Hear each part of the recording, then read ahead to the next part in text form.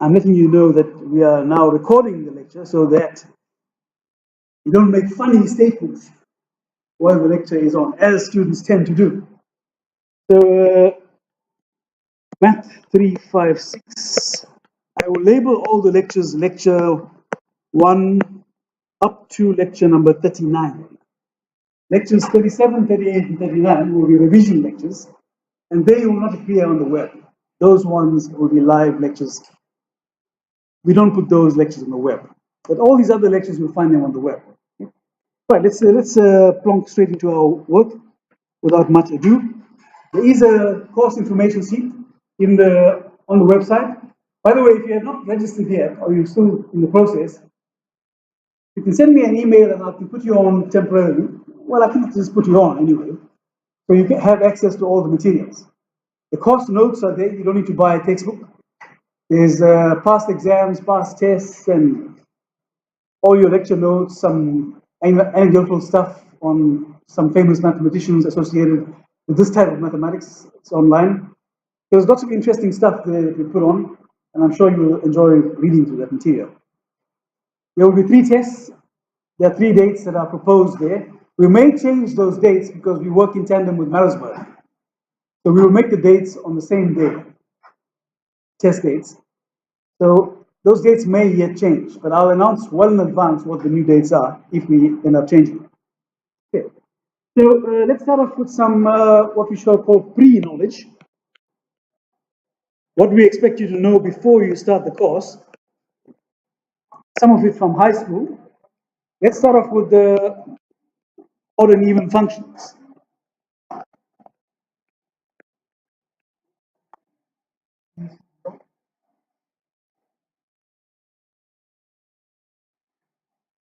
Odd and even functions, as opposed to odd and even numbers.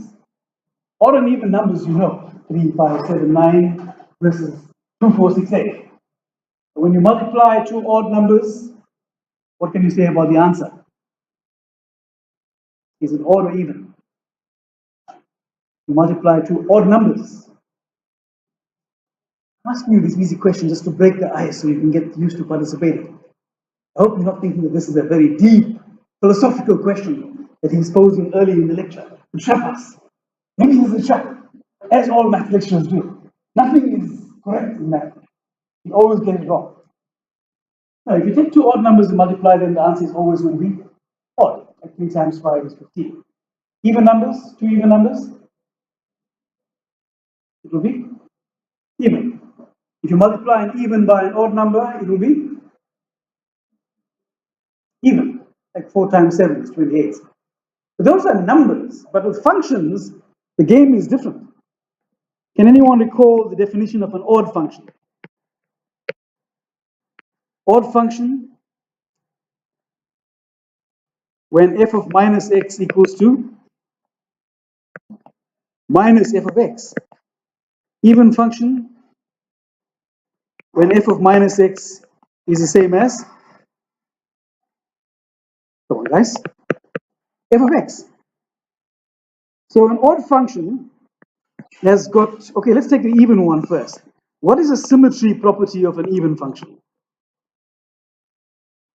What is the work we are going to do? It can be done without calculations. If you just know symmetry properties, you can then decide whether something is 0 or it's double the value and so on, right? So how do you characterize an even function? What are the symmetry properties? Even functions are always symmetrical about the, come on, man, what's happening? This is the first lecture I know, but you did this in first year, in Maths 130. It's symmetrical about the y-axis. So an even function, what you see on this side, you see on this side. That's even. So whatever answers you get for plus x, you get the same answers for minus x. You get the same y values. That's an even function. F of plus x gives you the same answers as f of minus x. And what are the properties of an odd function? Symmetry properties. Symmetry axis, it is symmetrical about the, yes, symmetrical about the 356.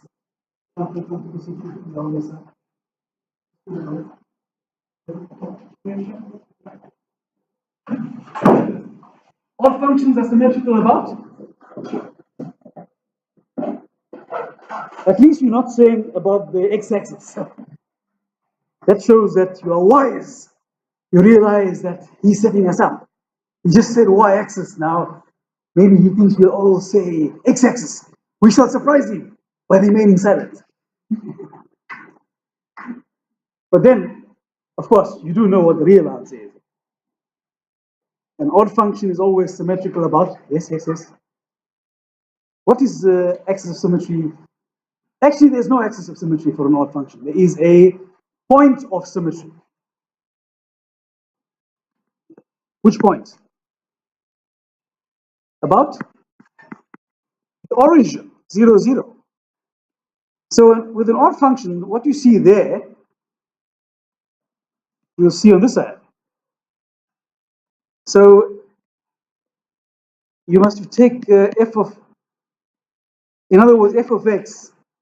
To get the same result, you will have to take minus f of minus x. And you see, you put in the minus sign on this side here. So f of x equals to minus f of minus x. So, because on this side you'll get a positive answer, on this side you'll get a negative answer. To make them equal, you have to take the minus of the negative, so that it equals the positive. Okay? So, these are very important properties. Now, what I want to say here is that the relevance of this to our work is that if you take the integral, if you integrate an odd function from minus a to plus a, let's say you integrate from minus a there to plus a here, right? What is the meaning of integrate? To find the integral means find that what? Oh, there's two important concepts in higher mathematics. One is the derivative, which is the slope of a graph, and the other one is the integral, which is the area underneath the graph, or the area enclosed by the graph and the x-axis. So if I were to take this area, to compute this entire area, what will the answer be? If I compute the integral from minus a to plus a, minus a to plus a, what will the answer turn out to be? 0. You're right, it's 0. So it's because of the ordinals property. See? What you see on the left is negative, what you see on the right is positive. Those two pieces kill each other, and then they're gone, they're 0.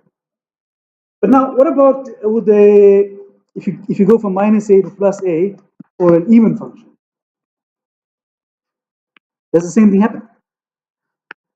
If you take the integral of an even function, from minus a to plus a, does the same thing happen? No, because both are positive. But do you agree both are equal also? They are the same thing. Same value, same area. So we may just simplify the story to say it's twice the integral from 0 to a of the same even function. So those are important properties. So I'm just making this clear now because as the game progresses, as the course takes shape, you'll find that we'll be working with some very hectic integrals. Some of them will be long, but some of them you can just look at them and see they are 0. If you can detect that it's an odd function, you know the answer is 0. Of course, you are very smart. If you go ahead and calculate it over 10 lines, and you get 0 in the end, I'll still give you 1 mark. But you're supposed to know this is an odd function, it's 0. And you don't come and complain to me later on that, sir, the test was too long. I pull out your script and say, yeah, but this is 0 in half a line, man. You took 10 lines, it's not my fault, it's your fault. You're supposed to know that this is an odd function. So you've got to be careful how you work with this. This is very useful information that we're dealing with here. Yes, one more thing before I move off this topic of odd and even. Now remember I said we are talking about functions. We are not talking about numbers for those guys who came in late. We're talking about even and odd functions, not numbers. Odd number times an odd number is an odd number. But now I'm asking, what if you take an odd function times an odd function? Is the answer going to be an odd function or an even function? bearing in mind what an odd and even function is. Earlier on top, you see here, I've said what an odd and even function. This is the definition of odd and even. Odd functions, f of minus x is minus f of x. Even functions, f of minus x is just the same as f of x. What happens if you multiply two odd functions? The result is even. You're right. It's even. For example, if you take an odd function like x cubed multiplied by x to the 5, so those functions are odd. Now, what you do is, see, when you're not sure, you can take some example in your head first, try it out, at least you know what is the right answer. Then, of course, you've got to prove it. But we're not going to prove this now because we proved this in Maths 130. There's no need to go back to all that. We're just trying to recap it. So, x to the 5 multiplied by x to the 3 is x to the power? What? Tell me it's not 15.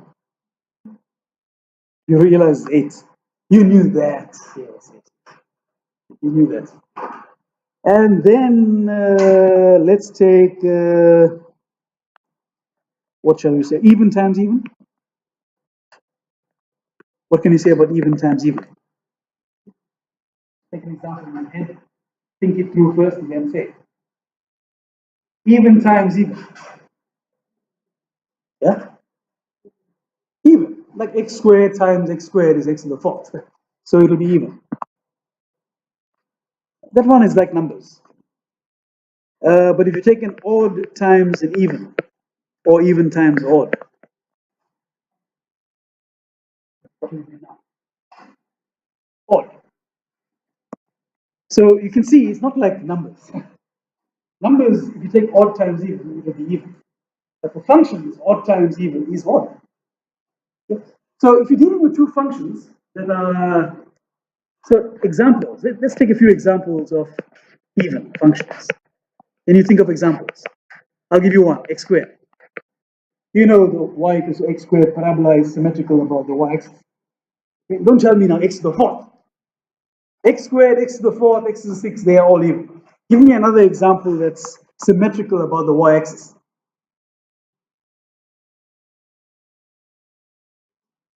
Symmetrical about the y-axis. Which one? Somebody said cosine. Yes, of course. Cos x. That's symmetrical. Cos x is also symmetrical. There are many examples. Odd.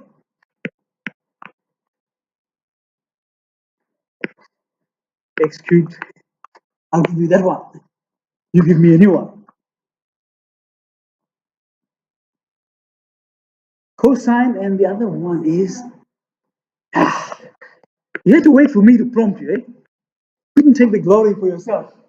At least you could have hit that one yourself without being prompted. Okay, so those are the examples. There are many. You know, sine of minus x is minus sine x. So f of minus x is minus f of x. That's how you test it.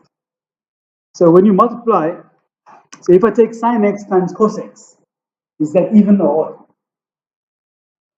So now it's even times an odd. It's odd. Sine x times cos x is odd. You may even know that sine x cos x is like half of sine 2x. And sine again is odd. So half of an odd is odd. So there are many ways to justify that. Okay, anyway, I don't want to dwell on this. So this is pre-knowledge. Unfortunately, the projection is so light. Maybe you guys could move closer there. I don't know. I'm always going to be standing here. I'm going to stand right in front of you, so it's not going to help you. You should actually occupy some of those other seats. I'll give you a chance. Yes. Yes. The other thing I want to say here is some high school trigonometry. High school trig. I'm not going to prove all these results, but I'll just discuss one or two of them. So you know from high school that cos A plus B is cos A cos B minus sine A sine B. And we call this result 1. Cos A minus B is cos A cos B plus sine A sine B. That's number 2. If I add these two results, 1 plus 2, you'll find that these two die. Then you get 2 cos A cos B. So I can write cos A cos B as half of cos A plus B plus cos A minus B. So add these two up and take half of it. Because that side has got 2 cos A cos B. Bring the 2 across, it's half. That's where the half came from. And likewise, I can make a formula for sine A sine B. What will the formula be? This time I must take equation 2, subtract equation 1. This time these two die. So I will get 2 sine A sine B. Is this minus that?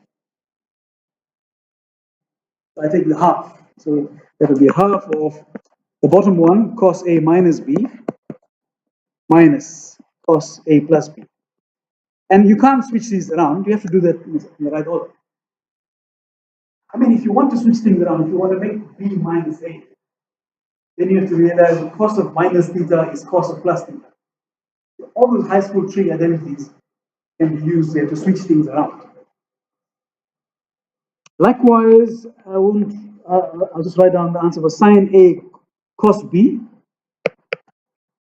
If I write the expansion for sine A plus B, I can get sine of A, sine A cos B.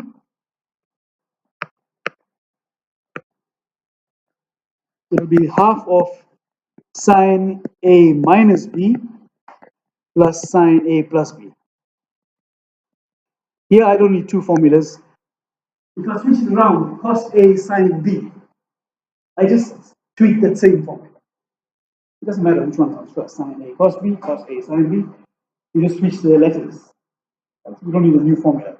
So these are important formulas to be remembered. I strongly urge you to make notes as we go along. Things that you know well, there's no need to write down in detail. But jot down a few notes because we will try our best to put out this lecture note. But every now and then things go wrong. Sometimes we come here, the projector doesn't work. So then you're left with a vacuum in your notes. You'd rather follow through carefully from it. It also is an aid to keep you awake. You come to a lecture at 10 past 2 and listen to a professor droning on for 1.5 hours is quite a challenge. I know that because I was sitting there once upon a time, many, many years ago. So if students fall asleep, it's nothing, it's all in the game, it happens. Now, let me talk about series. This whole course is about series, basically. And series is a fantastic thing. I don't think you believe me because you did Maths 251. You did real analysis. Most students don't like that, real analysis. The sequences and series that are there, convergence and this test and that test and blah, blah, blah. But series are a very powerful technique, a tool, in fact. I'll show you that, well, what I'll show you, you know. Example, Taylor series. Came across Taylor series? Heard that word before? Taylor series. You learned this in Maths 130 or Maths 140. Here we told you that any function you can think of, as long as you can differentiate it an infinite number of times, you can always write it as a series. Whether it's sine x, cos x, e to the x, ln x, ln cos x, cos ln x, cos e to the x, ln sine x, and anything you want, you make up any function you want. As long as I can differentiate it, and you know almost anything can be differentiated. Not the other way around for integration. But for differentiation, anything goes. You can handle anything, basically. Right? With the product rule, quotient rule, chain rule, that covers the whole game. So any function can be expressed, well, not any function. In mathematics, is always a counterexample. But I'll write here loosely that any function, you can write it as a series, infinite series. Right? For example, so a function f of x, you can write it as some ak x to the power k. This is a power series. from k equals to 0 to infinity. These are called coefficients. And how do you work the coefficients? AK. How do you get these AKs? These x to the k's, that's the power series. So it's x to the 0, which is 1, x to the 1, which is x squared, x cubed, x to the 4th, x to the 1st, x to the 6th, x to the 7th, x to the 8th, up to the 26th. So that xk, k takes on the numbers from 0 to infinity. How about these AKs? The secret is that you need to find those AKs. What numbers go in front of those x squared, and so on? How do you work that out? Remember this one first year. We also do this in second year. In second year, you did the calculus of multivariables, more than one variable, and you did the Taylor series in 2 dimensions. You did, right? Hey, you guys are looking very dull today. I want you to be a bit more lively and energetic. Am I dead? Or is it the material that's dead? I don't think the material is so spectacular. But you are a bit hesitant and afraid. I see you are very cautious. How do you find these AKs?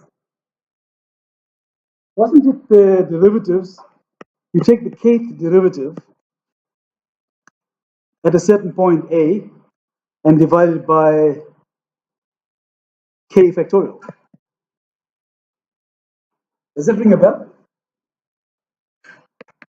Example, sorry, let me put the continuous page. Example, e to the x. Wasn't that 1 plus x squared over 2?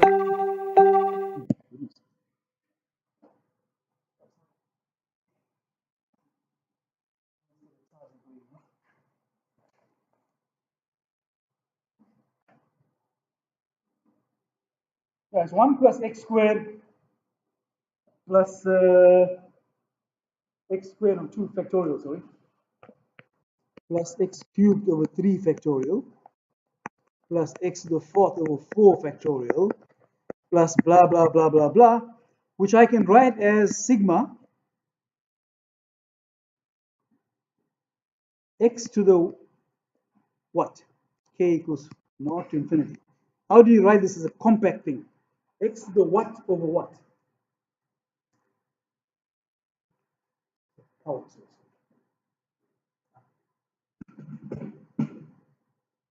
How do you write that? Finish that off.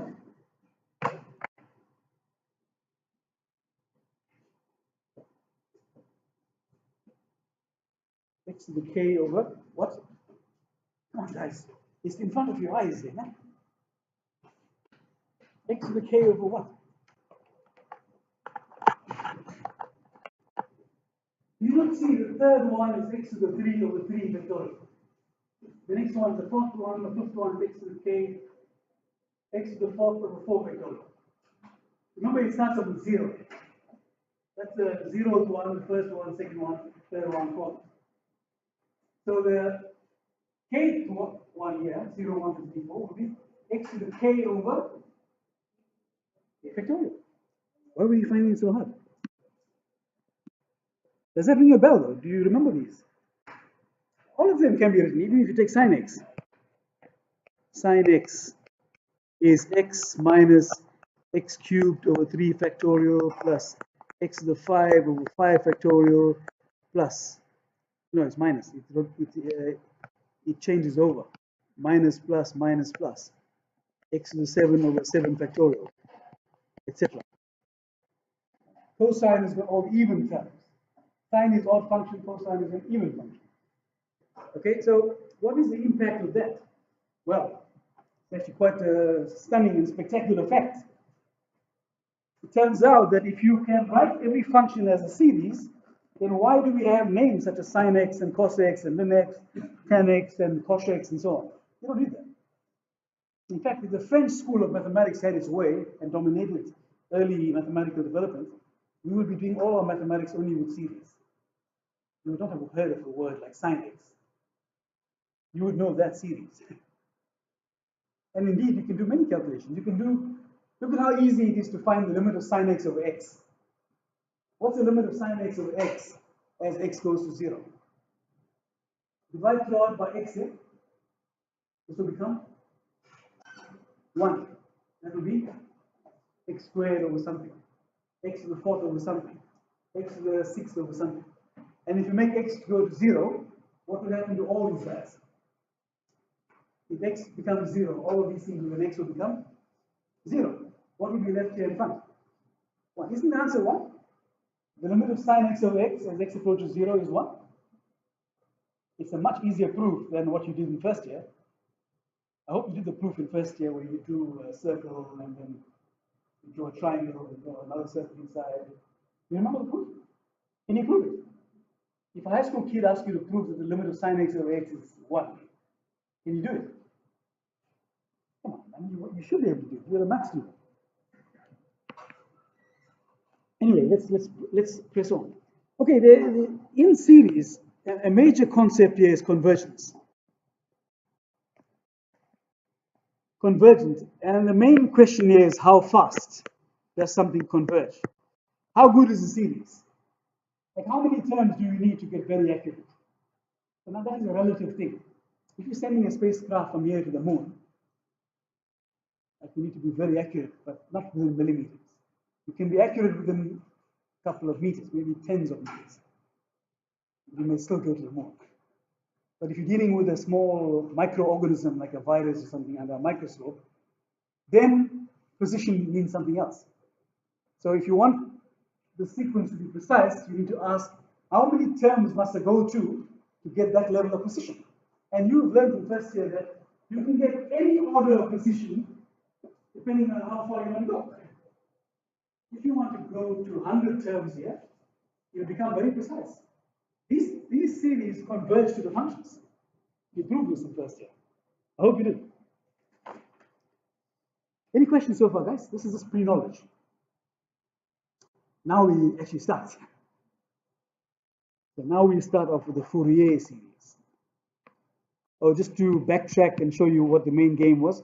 Recall here in the Taylor series, I told you the secret here was to figure out what this is. The name of the game is to work out the coefficients. What numbers go in front of those x's? X to the power 5 and so on. Likewise now, in the sequel, for the Fourier series, which was discovered by James Fourier, who was an engineer, actually by training, not a mathematician. Fourier series.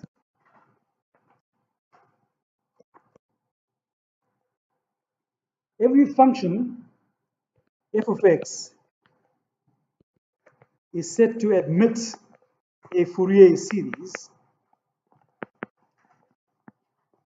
if you can write the function f of x as the sum of ak cos kx plus bk sin kx from k equals to 0 up to infinity.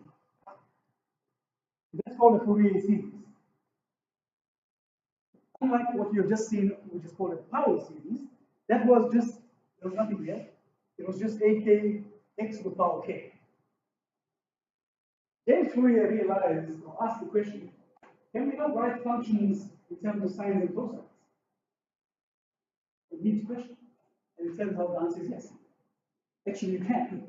You can write any function in terms of something cos k, kx, which is kx, something cos kx plus something sin kx. So a function can be expanded in terms of sin x and cos x. Actually, it's kx. So it's cos x, cos 2x, cos 3x, cos 4x, cos 5x, cos 6x, plus some numbers, sin 1x, sin 2x, sin 3x, sin 4x, etc. Let me just expand it a bit so you see what we mean.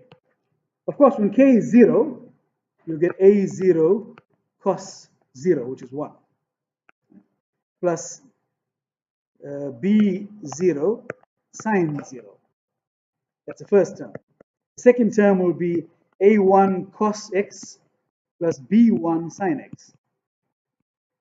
Third term will be a2 cos 2x plus b2 sin 2x. and so on and so on and so on. So now you see that, what's cos of 0, by the way? Cos of 0 here is 1, good. And sine of 0? 0. So that sine term disappears. So you get a naught plus the sine term, that's 0. So that disappears. It's no more there. Then you have these other terms, a1 cos 1x plus b1 sine 1x plus blah, blah, blah, up to infinity. So b naught is 0. Well, it can be any number. B naught is arbitrary, can be anything. Doesn't matter. We set it to 0. So in our entire game from now on, the B naught is 0. It's arbitrary. Anything times 0 will still end up as 0. So whatever number the B naught is, it's immaterial. Okay, so if you can expand something as that, sin x plus cos kx, then that's called a Fourier series. Now, let me digress a little into the world of vectors. Digression to vectors. You did enough vectors in first and second year to know what I'm saying next. You heard of orthogonality. What do you mean when two vectors are orthogonal? It means they are orthogonal. Come on, man. These are simple words you came across them in school. Orthogonal means? I hope you didn't learn your math like a parrot, swatting all the textbook and getting 90%, just reading the lecturer's notes. You don't go too far that way. You must actually know what you're doing. Orthogonal means at right angles, perpendicular. You have heard of that, right? Perpendicular, at right angles, yes. So, what is the requirement for two vectors to be perpendicular or orthogonal? When are two vectors orthogonal? When the scalar product is 0, the dot product is 0. You see, these basic things throughout the years we learned, we don't expect you to remember every single fact in mathematics. The thing about education is that you learned it some way, so even if you could become an engineer or a financial consultant or whatever it is, you may require some of these calculations, and you may not remember them ever. Half the stuff I don't remember that are in first year textbooks, but I know it's there somewhere. I can quickly find it. But there's certain basics that you don't need a textbook for. You're supposed to just know them off. You know what these basic words mean. That's why I'm a little bit ticked off by you guys not responding to my basic questions. I will ask you some harder questions as we go along. Don't be disappointed. But I'm just asking these basic ones just to get you involved a bit.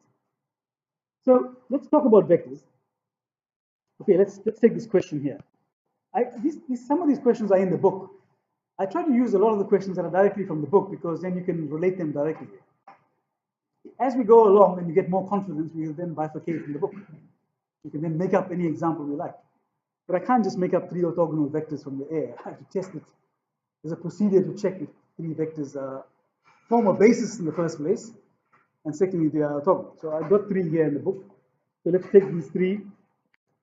L1, 2, 3. That was so imaginative.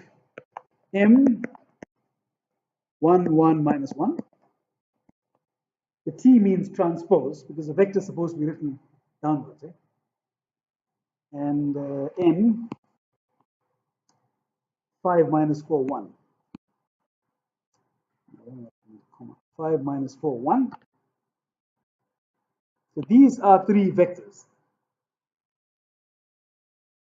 Now I want to show that they form an orthogonal basis. Right? Hence, write a vector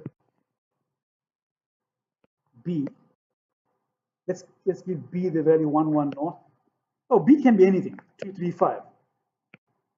You see, the book has got 1, 1, 0. I can choose any number. In fact, why am I being so unkind? Let me give you a chance to give me a vector. Give me a 3 by 1 vector. Like when you lie on your bed and you think about vectors, what vector floats into your mind? Oh, that's good. That's good. That's good. That's a good vector. I'm glad you're thinking about these vectors in your sleep. I knew it. I knew it. You would be. Hence, write the vector b, which is 573, in terms of L, M, and N. In other words, resolve B into its basis vectors, and these are the basis vectors. You know what basis vectors mean? Basis vectors are the minimum vectors that generate the whole space. So if this room here is what we call R3, the three-dimensional space. And assume there are lots of vectors, say there are 10 vectors floating around here. One of the vectors is my pen. The other one is my pen pointing the head. The other one is my pen pointing that way. And there's 10 of them like this.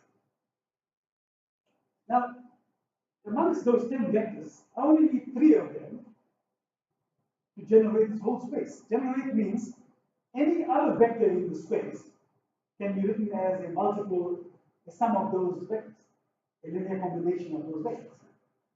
Maybe 2 of this one plus 3 of that one plus half of that one makes up some vector in fact. That's what we mean by basis. So if you've got 10 vectors floating around, how do you determine the 3 magic ones that form the basis? Remember the procedure? Yes, this guy becomes yes.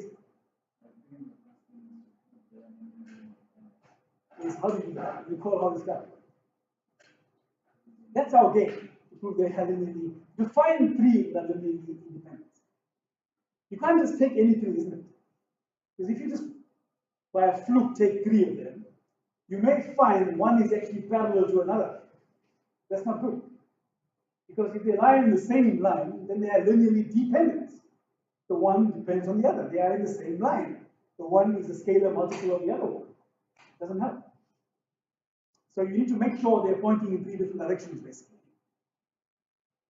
So you can't just look at it and say, ah, these three are actually pointing in 3 different directions. You don't know. How do we not know that? How do we know that n is not 2 of that plus 3 of that?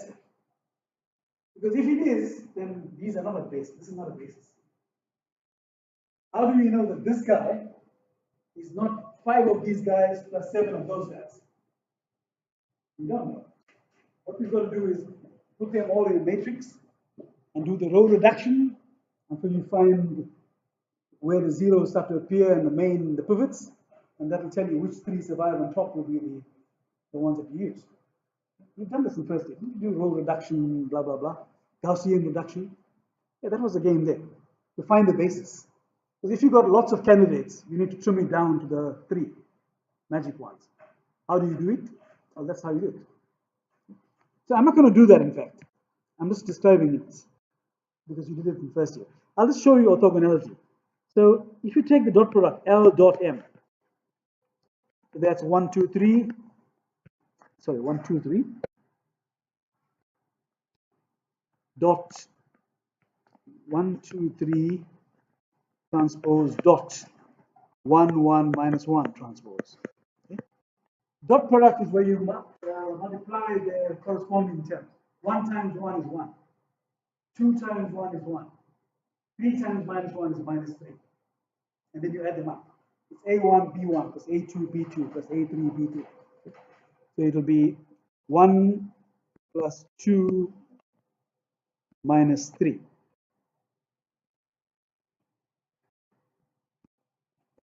And you'll get 0. Likewise, if you take L dot N, I promise you, you'll get 0. And if you take M dot L, you have to take all 3. If you take M dot L, you will also get 0. Okay, that proves that they are mutually perpendicular. Each one is perpendicular to the other. So that is the basis. They can't be in the same straight line if they are perpendicular to each other. So they are like a XYZ system. They form like an XYZ system. They are mutually perpendicular.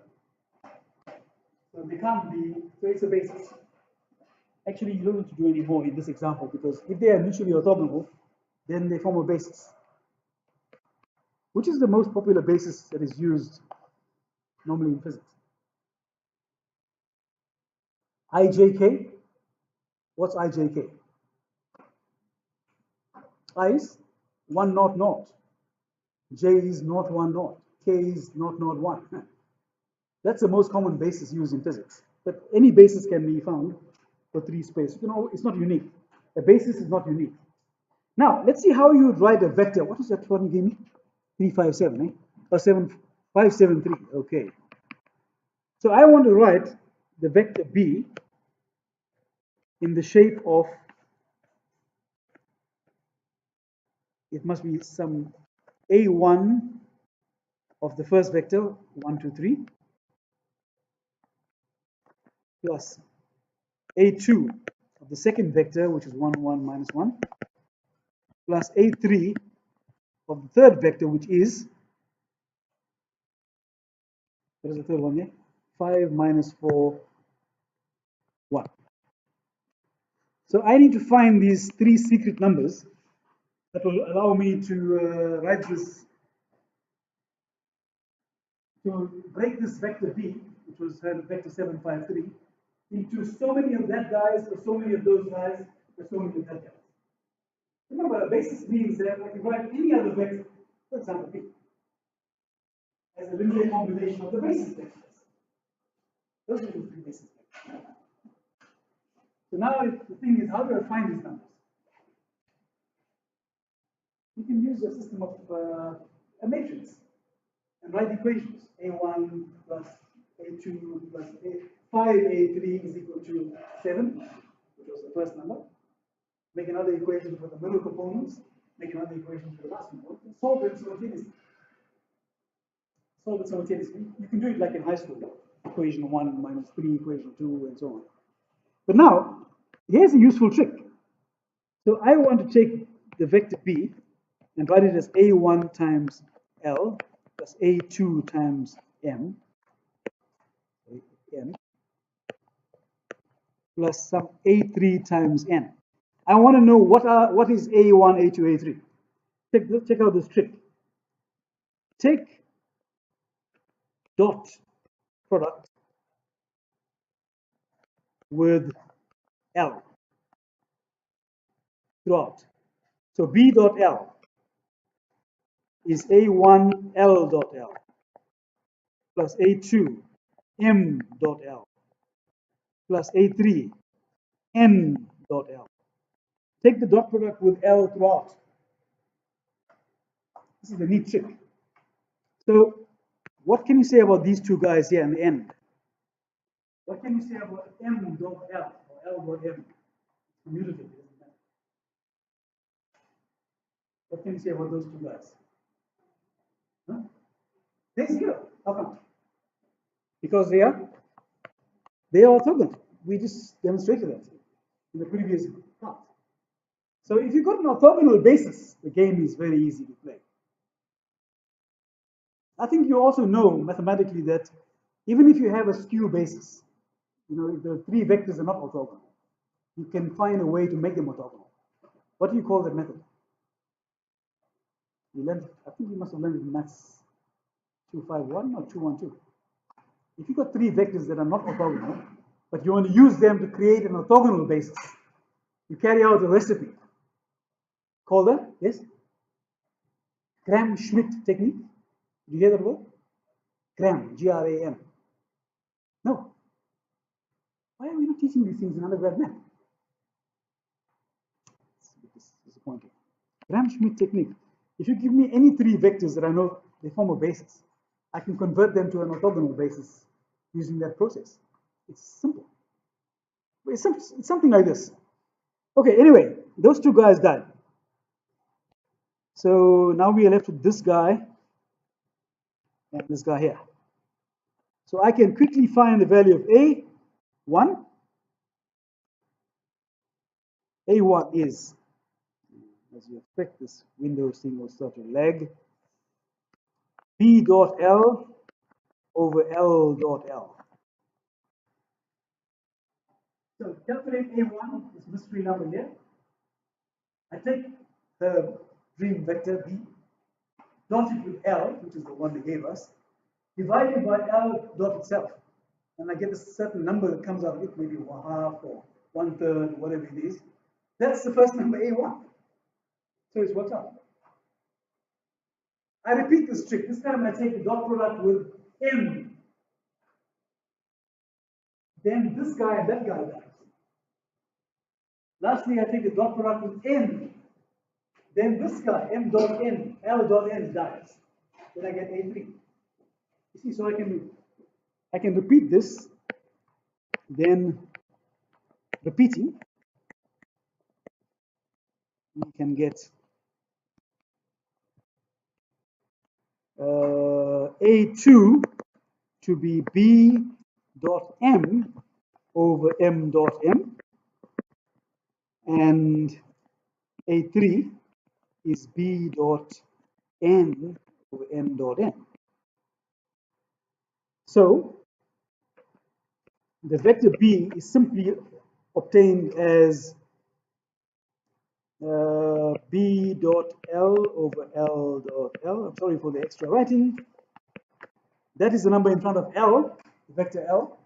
That's how much of L you need. Maybe 1/2, 1/3, or 2 times, or 3 times.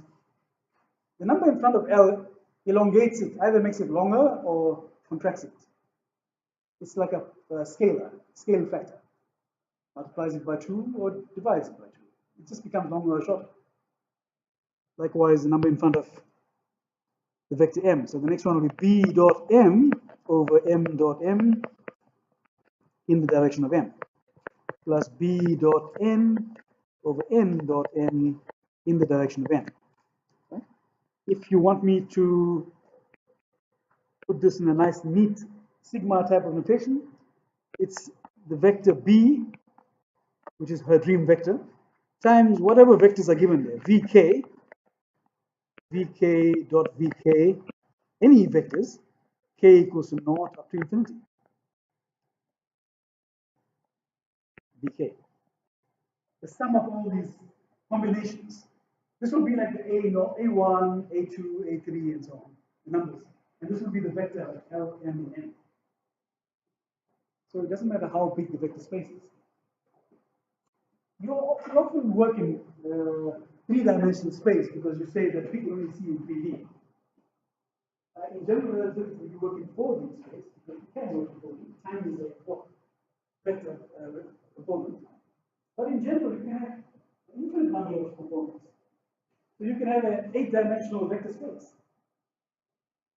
That's why in second year, your lecturer would have told you, and introduce you to eigenvectors and eigenvalues, stop thinking of a vector as an arrow. Now a vector is just a mathematical object. It's 2 brackets there with numbers in between. It could be 8 numbers, 10 numbers. You can do dot products of those. But don't think that you can imagine what that means. Components simply mean inputs. Like if you're taking some chemical process, it could be 8 inputs: color, smell, size, distance, whatever it is. You put those numbers in, it forms an 8-dimensional vector space. It's not something you can imagine, like an arrow, can you? Imagination ends only with 3D. So now if you think deeper, a vector space is a mathematical item. It's no longer a physical item. In first year, when you were small, you had to play with that. Like when you were toddlers, you had to play with concrete objects to build your motor sense. Now, you still have the same at university. You have to take the baby steps first. Now you grow out of that and you now deal with this kind of stuff here, abstract vectors. Oh, by the way, this decomposition here is unique. Decomposition is unique. Basis vectors are not unique for the basis. There's only one way to do this. In other words, there will only be one set of solutions, A1, A2, A3, that will accomplish that.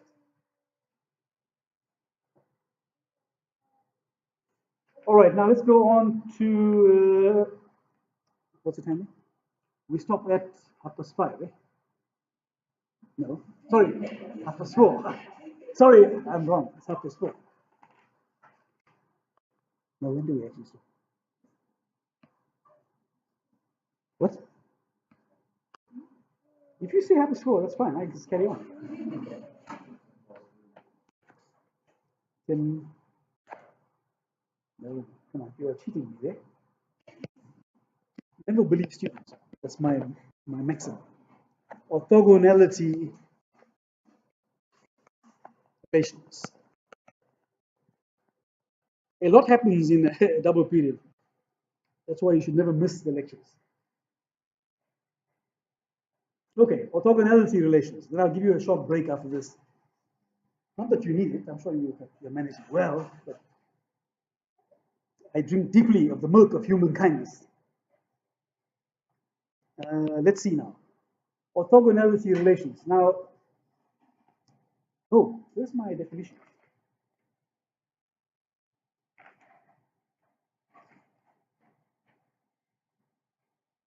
Okay, before we get to those inner product definitions, let's deal with these. Integral from minus pi to pi of sine kx cos kx dx. These integrals. Remember I was going on about odd and even functions at the beginning?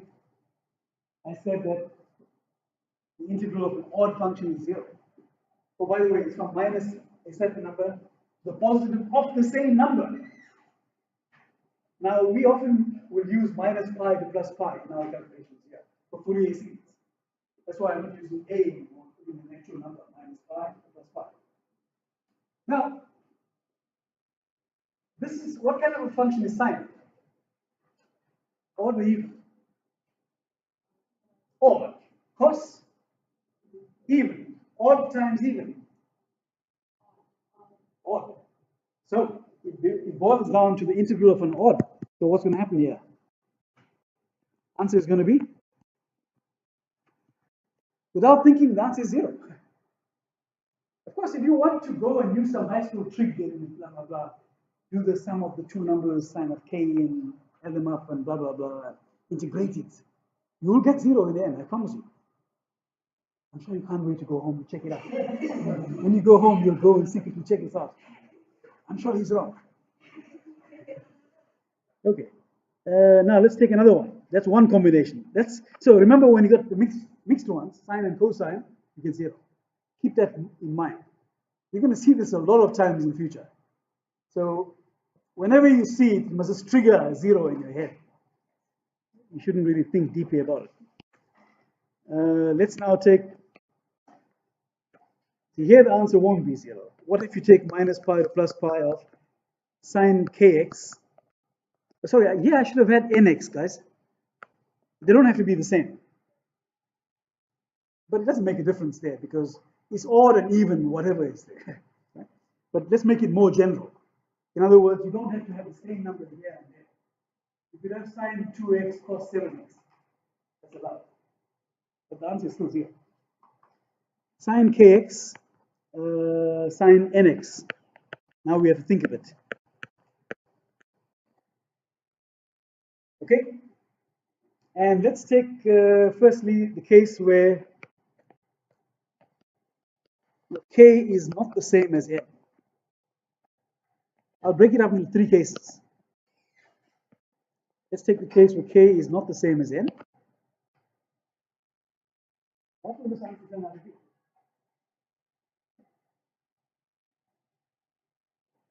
Can you try to use some odd and even arguments here? This is odd, that's odd. Odd times odd? Odd times odd? Even. So now you can't use the argument. You can't say it's 0. You can only say the integral of an odd is 0, not the integral of even. The integral of an even is 2 times from 0 to pi. That doesn't happen. It's still possible that this may become 0. So you may realize that this is like, this is like taking sine A sine b. Remember that one I did at the beginning of the lecture? Sine A times sine B. Didn't that come from half cos of something plus cos of something? Cos of A plus B minus cos of A minus B. Remember that? It's the beginning of the lecture. So watch this here. So this will be minus pi plus pi. This is sine sine. I'm not even going to write the whole thing in detail. I'm just going to skimp on writing. You can see that the answer is pretty obvious. This is the integral minus pi to plus pi of half cos something plus or minus, I don't know whether it's minus or plus, who cares, cos of something.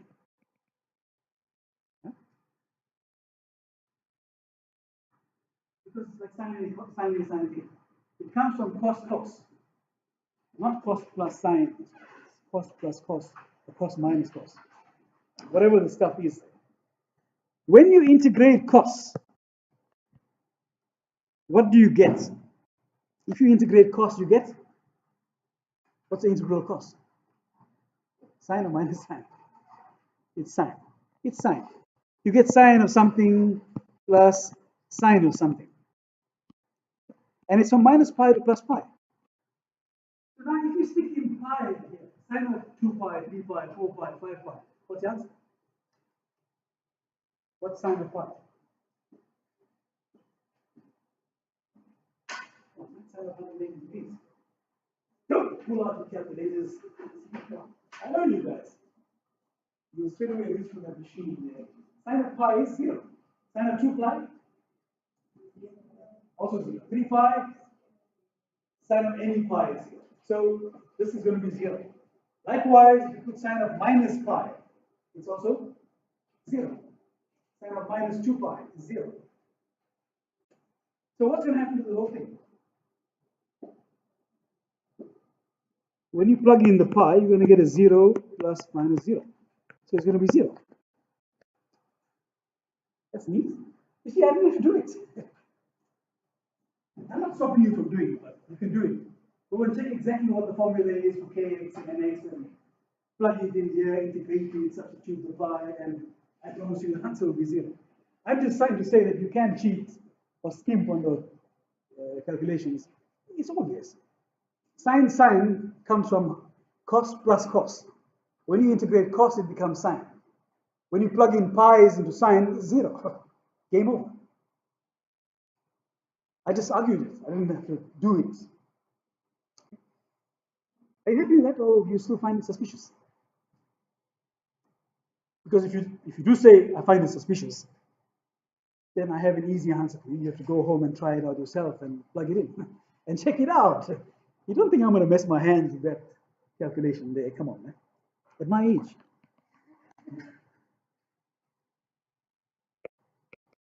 B, let's take now the case when k is the same as n. Okay, now it becomes interesting. So in other words, integral of sine kx dx, or as you can see, it is actually integral of sine squared kx dx minus pi plus pi. And I think you guys remember how to integrate sine squared kx. What's the integral of sine squared kx?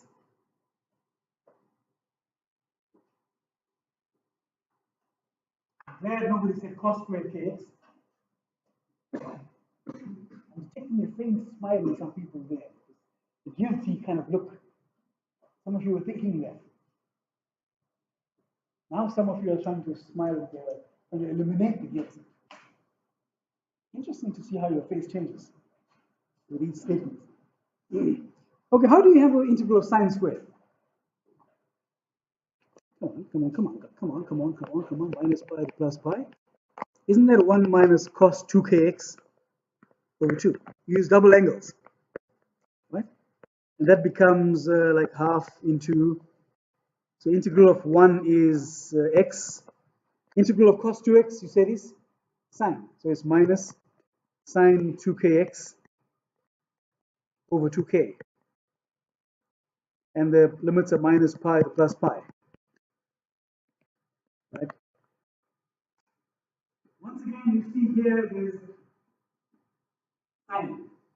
If you put in a pi here, 2k pi, what's going to be the fate of this part here? 0. Even if you put in a minus pi here, this guy is going to die. But that's not true of this x. That guy will die, yes, but not the x. What you will get is half of pi minus 0, of course. Subtract minus pi minus 0. So that's half into pi plus pi, which is 2 pi. So the answer is pi. So the integral is pi. The integral of sine squared theta minus pi plus pi is pi. That's a well-known fact. Actually, even more spectacular is if you work out the integral of sine x minus pi to pi, the answer is also pi. Quite amazing. Integral of sine squared and sine x both give you the same answer. How is it possible? Think about it. Lastly, if you take k equals to n, oh sorry, yeah, I should say let's not have zeros. So now let's have zeros. What happens if you have zeros? So k and n are both 0. Yeah, as you can expect, you will end up getting the integral of 0 times 0 dx, which is going to be 0. Nothing spectacular about that. You knew that already. So that is the end of the story for that. Was that sine kx, sine nx? The last one amongst that list is, number 3 that is cos kx, cos nx. Integral cos kx, cos nx dx minus pi plus pi.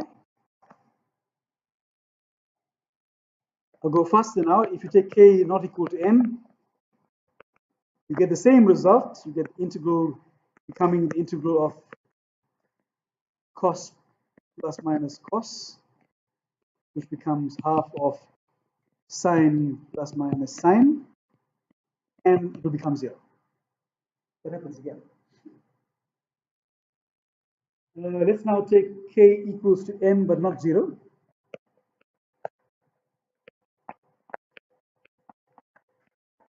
Not 0 yet.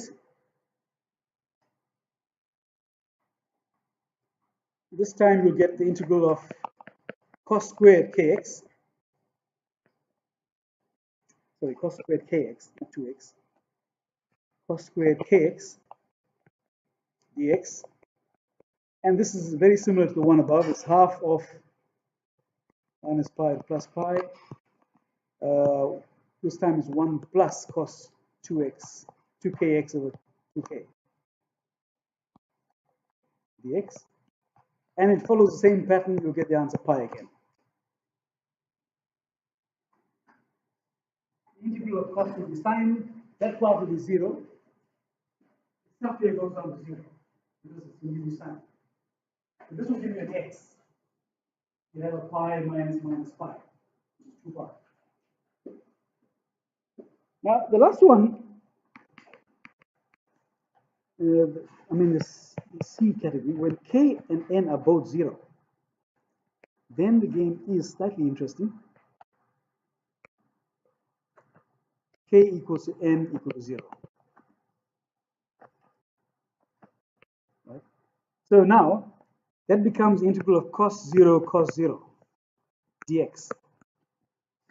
What's that? What's the cos of 0? 1. This time it's not 0. So it's the integral of 1 dx from minus pi to pi, which is basically x from minus pi to pi. So it's pi minus pi, which is 2 pi. So those are the so-called 3 orthogonality relations. At this point, I'll give you a break for 5 minutes. If you want it. If you don't want it, I can carry on. I've got the energy to carry on. You want a short break to rest your mind and to walk outside and inside a few times? I think I'll give you a break.